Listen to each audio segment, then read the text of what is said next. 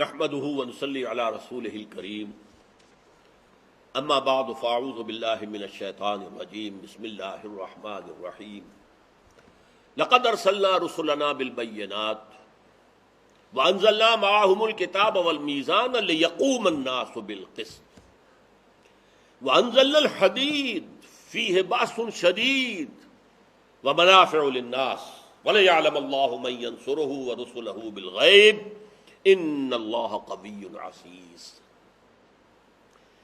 ہم نے بھیجا اپنے رسولوں کو واضح معجزات نشانیاں دے کر اور اتاری ان کے ساتھ کتاب ہدایت اور میزان کے حقوق و فرائض کو ان میں تولا جائے تاکہ لوگ عدل پر قائم ہوں۔ اچھا، عدل پر قائم ہونے کے لیے کسی ظالمانہ نظام میں کیا کوشش کی جائے؟ پہلی کوشش یہ ہو سکتی ہے کہ ظالموں کو نصیحت کی جائے، باز آ جاؤ، سرمایہ دار مزدور پر ظلم نہ کرے، زمیندار کسان پر ظلم نہ کرے، حاکم عوام پر ظلم نہ کرے۔ واعظ ہے، نصیحت ہے، دعوت ہے، تبلیغ ہے، پہلا مرحلہ یہ ہوگا۔ اس کا ایک نتیجہ نکلے گا، جو سلیم الفطرت لوگ ہوں گے، سلیم الفطرت، سلیم العقل، وہ اس دعوت کے نتیجے میں کھنچ کر آ جائیں، وہ اپنی اصلاح بھی کر لیں۔ لیکن بڑا پیارا شعر اقبال کا، پھول کی پتی سے کٹ سکتا ہے ہیرے کا جگر، مرد ناداں پر کلام نرم و نازک بے اثر۔ ایک نرم و نازک کلام، وعظ، نصیحت، دعوت، تبلیغ، یہ پھول کی پتی کے مانند ہے نا۔ ہیرے کا جگر تو اس سے آپ کاٹ سکیں گے، ہیرا ہونا چاہیے نا۔ شخصیت جو ہے، ابو بکر جیسی شخصیت ہو، عثمان جیسی شخصیت ہو، دعوت، نصیحت بہت کافی ہے، ان کی زندگی میں انقلاب آ جائے گا۔ لیکن مرد نادا پر کلام نرم و نازک بے اثر، ابو جہل پر تو کوئی اثر نہیں ہوا، ابو لہب پر تو نہیں ہوا، عقبہ ابن ابی معیط پر تو نہیں ہوا، نہیں ہوا نا۔ اب کیا کریں؟ اب ایک ہی راستہ ہے، جو آ گئے ہیں ان کو منظم کرو، جمع کرو، طاقت بناؤ اور ٹکر لو اب ان سے۔ لاتوں کے بھوت باتوں سے ماننے والے نہیں ہیں، اس لیے اب کیا فرمایا؟ وَأَنزَلْنَا الْحَدِيدَ، ہم نے لوہا بھی تو اتارا ہے کہ نہیں؟ فیہ باس شدید، اس میں جنگ کی صلاحیت ہے، شدت کے ساتھ تلوار بنتی ہے، نیزہ بنتا ہے، ڈھال بنتا ہے لوہے سے۔ وَمَنَافِعُ لِلنَّاسِ، لوگوں کے لیے کچھ اور فائدے بھی ہیں، وہ ضمنی ہیں۔ توا بنا لیا، پرات بنا لی، یہ بھی تو لوہے سے بنتے ہیں، بالٹی بنا لی، چلو، لیکن یہ ضمنی چیزیں ہیں۔ آج کل تو نہ توا رہا نہ پرات رہی، وہ جو کچھ ہو رہا ہے، تو اس اعتبار سے وہ اصل میں ہے جنگ کے لیے، اصلاح کے لیے۔ انزلنا الحدید فیہ باس شدید، باس جو ہے جب واحد میں آتا ہے اس کے معنی جنگ ہوتے ہیں۔ ہمارا جو دوسرا سبق تھا آیہ بر کا، والصابرین فی الباساء والضراء وحین البأس، باسا جب جمع میں آئے گا تو فقر و فاقہ، بھوک، تکلیفیں، ضراء، اور حین الباس، جنگ کے وقت ثابت قدم رہنے والے۔ اولئک الذین صدقوا واولئک هم المتقون، یہ ہیں وہ لوگ جو حقیقتاً راست باز ہیں، سچے ہیں، صدیق ہیں، اور یہی اصل میں متقی ہیں۔ تو انزلنا الحدید فیہ باس شدید ومنافع للناس، اس لوہے کے اندر جنگ کی صلاحیت ہے، قوت ہے، اسلحہ سازی کا ذریعہ ہے۔ ہاں، لوگوں کے لیے کچھ اور بھی منافع ہے۔ پھکنی، توا، پرات، چمٹا، یہ بھی لوہے سے بنتا ہے۔ وہ چمٹا ومٹا بھی گیا اب، لیکن وَلِيَعْلَمَ اللَّهُ مَن يَنصُرُهُ وَرُسُلَهُ بِالْغَيْبِ، اور اصل میں تو یہ اس لیے ہے تاکہ اللہ دیکھے، جانے کون ہے اس کے وہ بندے مخلص، وفادار، جو اس لوہے کی طاقت کو ہاتھ میں لے کر اللہ کی اور اس کے رسولوں کی مدد کرتے ہیں غیب میں ہونے کے باوجود۔ یہ ہے ٹکڑا جس کو میں نے کہا تھا یہ پورے انسانی لٹریچر میں اس سے زیادہ عریاں عبارت، عریاں ننگی عبارت، انقلابی طاقت کا استعمال. جیسے میں نے کہا تھا لاتوں کے بھوت باتوں سے نہیں مانتے، باتوں سے ماننے والے وہ ہے ہیرا. جو ہیرے تھے وہ حضور نے دعوت سے، تبلیغ سے، قرآن کی تعلیم سے، یتلو علیہم آیاتہ سے کھینچ لیے، آ گئے، جمع ہو گئے. پھر انہیں جمع کیا، ان سے بیعت لی، جو حکم دوں گا مانو گے،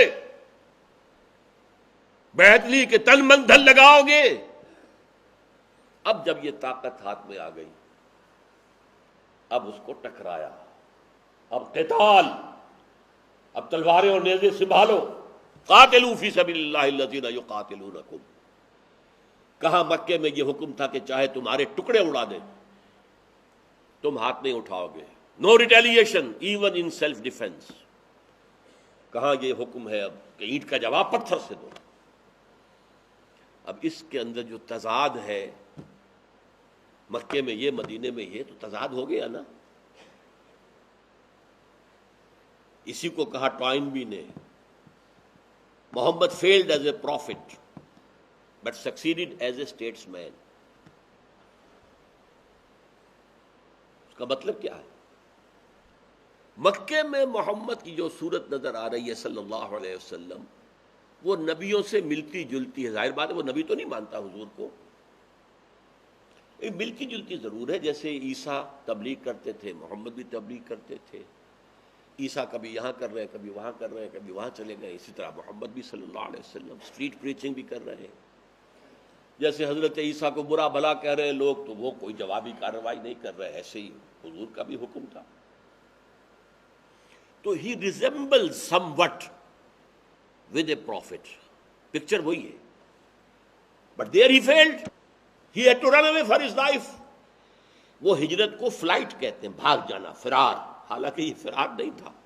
بہرحال وہ تو ایک غیر مسلم کی بات آپ کو بتا رہا ہوں. مدینے میں آ کر ایک نیا محمد سامنے آ گیا صلی اللہ علیہ وسلم. وہ تو سیاستدان ہے، سپہ سالار ہے. کہاں وہ مکے کے اندر تبلیغ کرنے والا اسٹریٹ پریچر، اور لوگ گالیاں دیں اور وہ جو ہے دعائیں دے رہے ہوں، لوگ پتھراؤ کریں اور وہ ان کو پھول پیش کر رہے ہوں. یہ تو کچھ اور ہی نقشہ تھا. یہاں کا تو محمد اور ہی ہے صلی اللہ علیہ وسلم. وہ تو اب چیف جسٹس بھی ہے، وہ سپہ سالار بھی ہے. وہ بدر میں، احد میں کون لیڈ کر رہا ہے آرمی اس کو؟ وہ معاہدے کر رہا ہے، اسٹیٹس مین ہے. تو ہی سکسیڈڈ ایز اے اسٹیٹس مین. مدینے کے اندر آ کر وہ ایک سیاست دان اور سیاست کار کی حیثیت سے کامیاب ہو گئے. بات سمجھ میں آ گئی ہے نا؟ ویسے ہے سوالیہ نشانیاں نہیں. اسی کو پروفیسر مونٹگومری واٹ برطانیہ کا، اس نے حضور کی سیرت 2 کتابوں میں علیحدہ علیحدہ لکھ کر اس ایک جملے کی شرح کر دی. محمد ایٹ مکہ، محمد ایٹ مدینہ صلی اللہ علیہ وسلم.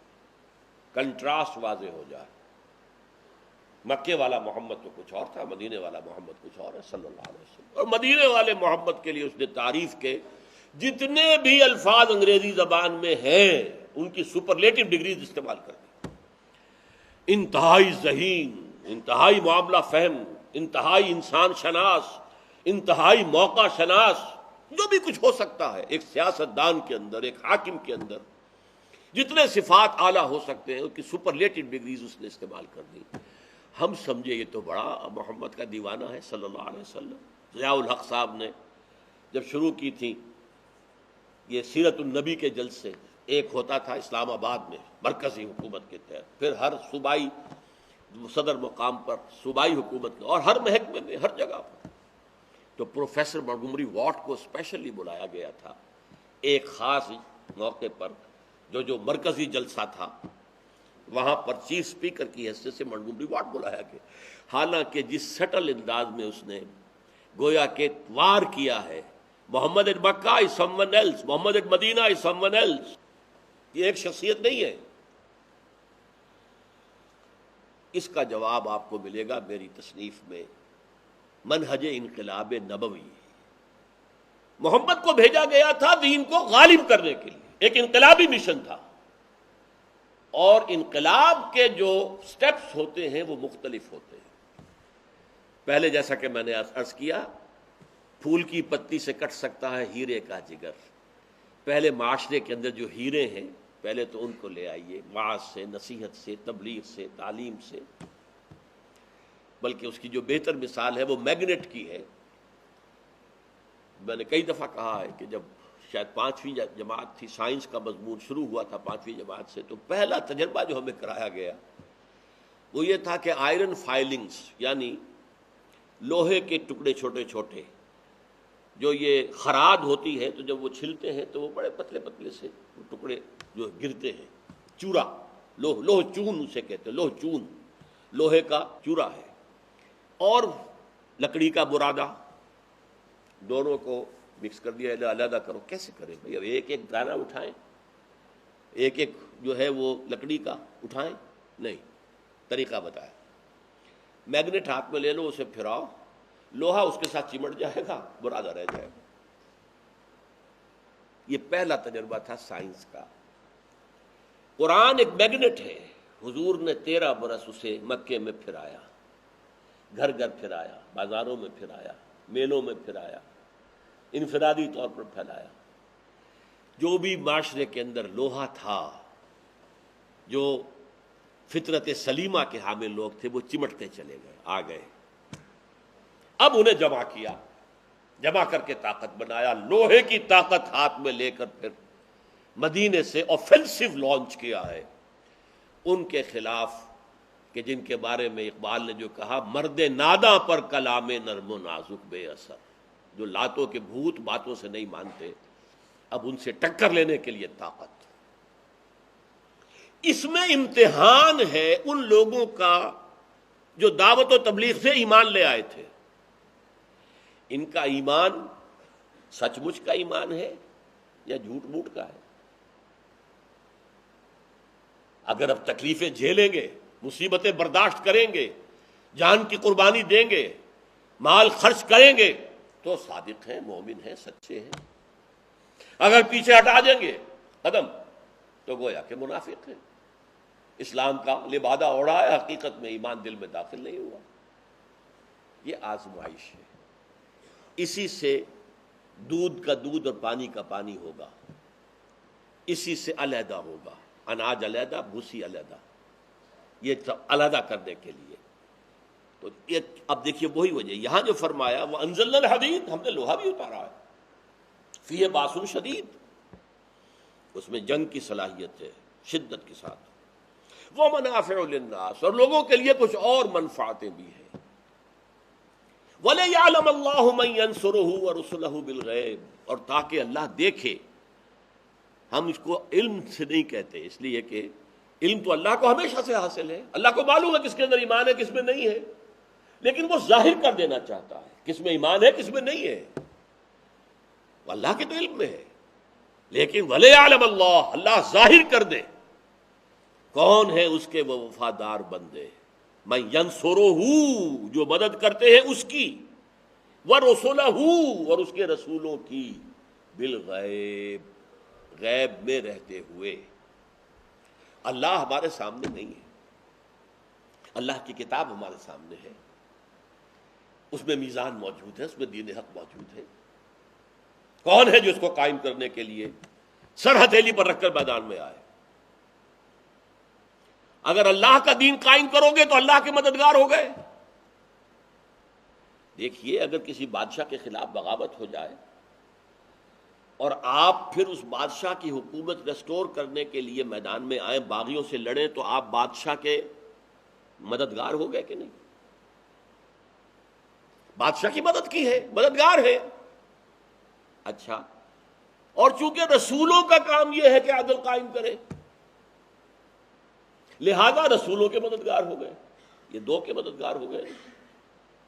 وَلِيَعْلَمَ اللَّهُ مَن يَنصُرُهُ وَرُسُلَهُ بِالْغَيْبِ، اور یہ سب کچھ قربانیاں دے رہے ہیں غیب کے باوجود، اللہ تو سامنے نہیں ہے۔ صحابہ کے سامنے حضور موجود تھے، آج اگر ہم یہ جد و جہد کرتے ہیں تو حضور ہمارے سامنے تو موجود نہیں ہے. اللہ کا قرآن ہمارے سامنے ہے، حضور کی سیرت اور آپ کی سنت ہمارے سامنے. غیب میں ہے نا، یا تو ہم کہہ لیں ہم غیب میں، یا یہ کہ وہ غیب میں. غیب کا پردہ ہمارے درمیان حائل ہے. غیب میں ہونے کے باوجود جو اللہ کی مدد کرے اور اللہ کے رسولوں کی مدد کرے، اللہ چھانٹ لینا چاہتا ہے کون ہے وہ. وَلِيَعْلَمَ اللَّهُ مَن يَنصُرُهُ وَرُسُلَهُ بِالْغَيْبِ إِنَّ اللَّهَ قَوِيٌّ عَزِيزٌ. ویسے اللہ کو کسی کی مدد کی احتیاج نہیں ہے.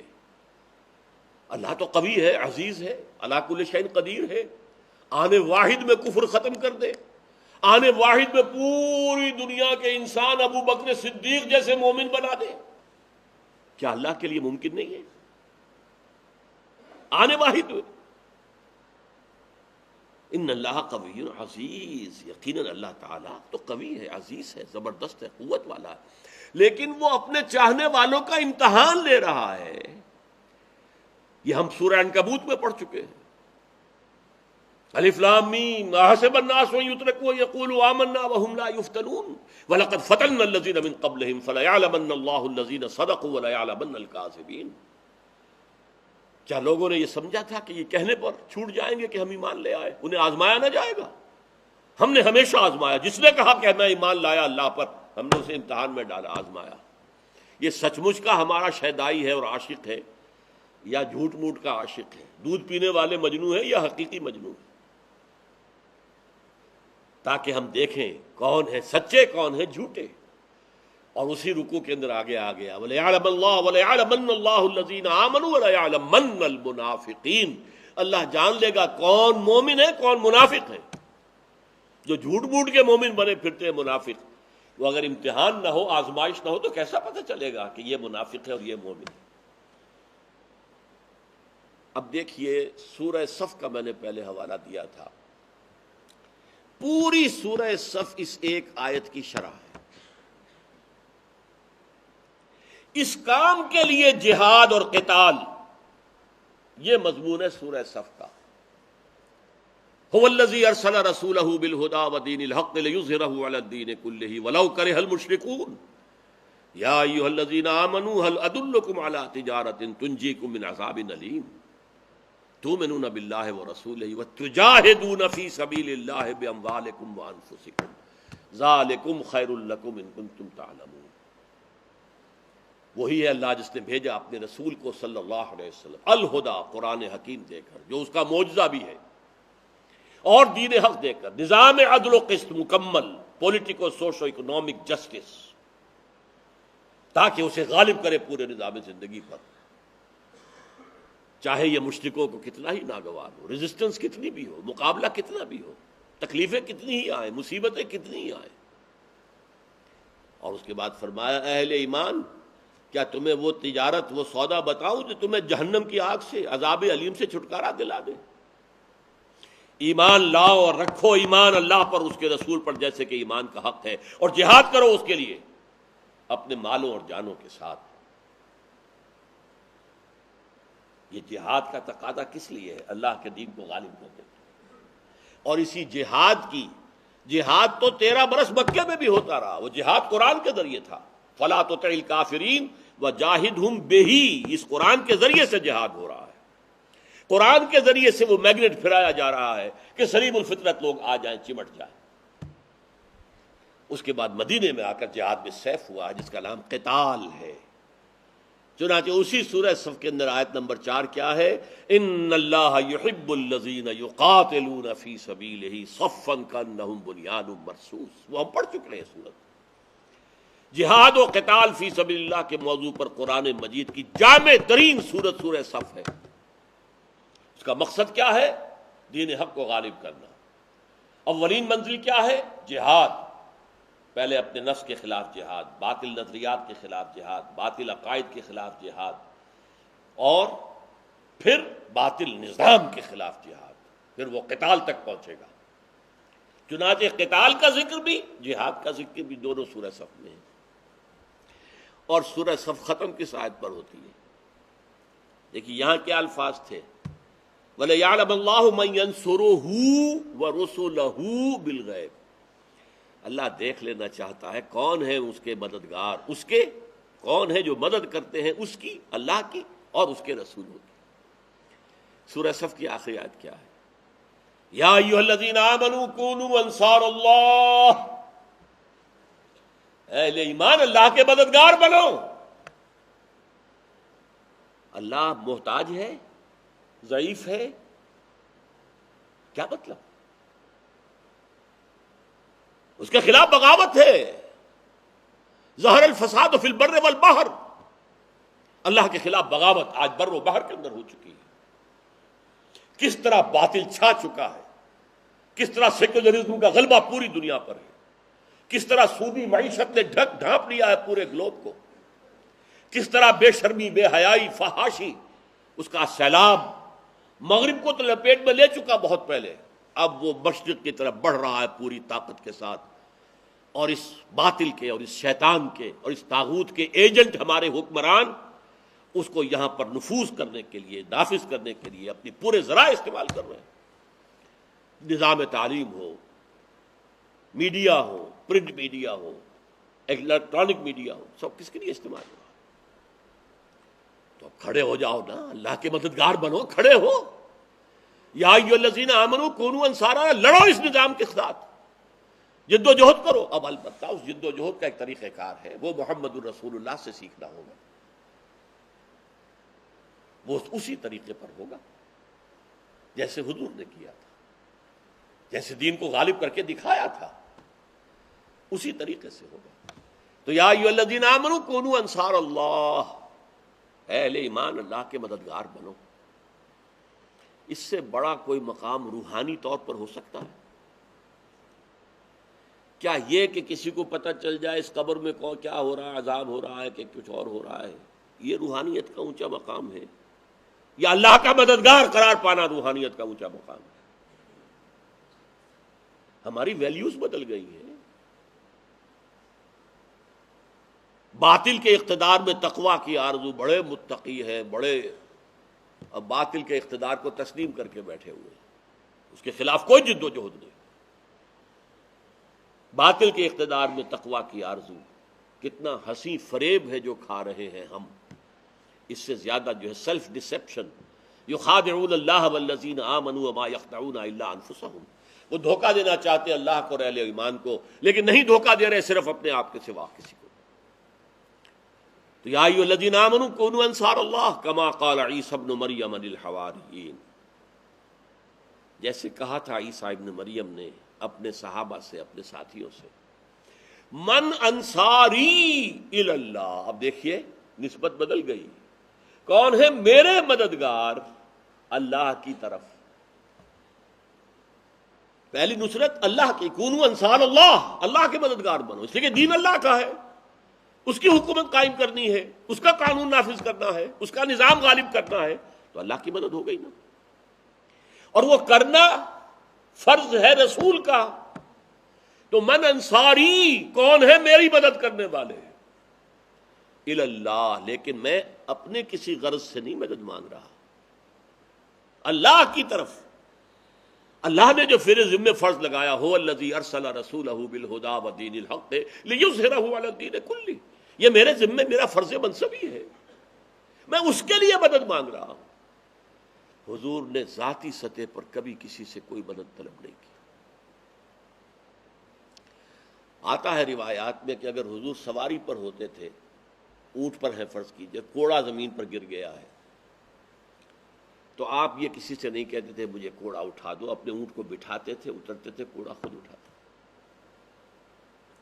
اور میری تو واقعہ یہ ہے کہ آنکھوں میں ہمیشہ آنسو آ جاتے ہیں جب حضرت ابوبکر جو منتظر تھے کب اجازت ملتی ہے، کب حضور کو اجازت آتی ہے ہجرت کی، پوچھتے رہتے تھے نہیں ابھی نہیں آئی، ابھی نہیں آئی۔ ایک دن آ گئے دوپہر کے وقت، اپنے سر کو، چہرے کو لپیٹے ہوئے کپڑے میں، خوشخبری دی، ابوبکر ہجرت کی اجازت آ گئی ہے۔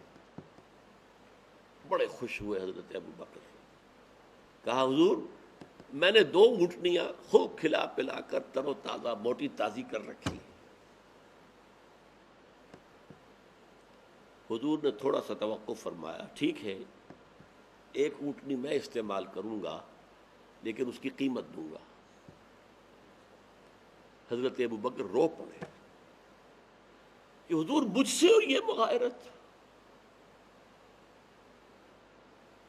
میں تو آپ کا غلام بے دام، میں نے تو اپنی 6 سال کی بچی آپ کی نکاح میں دی ہے،